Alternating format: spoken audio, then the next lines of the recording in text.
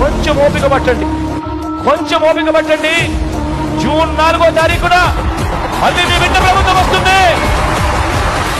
ఈ ఎన్నికలు కేవలం ఎమ్మెల్యేలను ఎంపీలను మాత్రమే ఎన్నుకునేందుకు జరుగుతా ఉన్న ఎన్నికలు కావు. మన ఓటు ద్వారా మన పేదలు, మన రైతన్నలు, మన పిల్లలు, మన అక్క చెల్లెమ్మలు, మన అవ్వాతాతలు, మన పేద సామాజిక వర్గాలు, వీరందరి భవిష్యత్తును కూడా నిర్ణయించే ఎన్నికలు ఈ రోజు మనం వేసే ఓటుకు. ఈ రోజు మనం వేస్తా ఉన్న ఓటు మన తలరాతలు, మన భవిష్యత్తును మనందరూ మనమే రాసుకునేందుకు వేస్తా ఉన్న ఓటు అన్నది ప్రతి ఒక్కరూ గుర్తెరగమని చెప్తా ఉన్నా.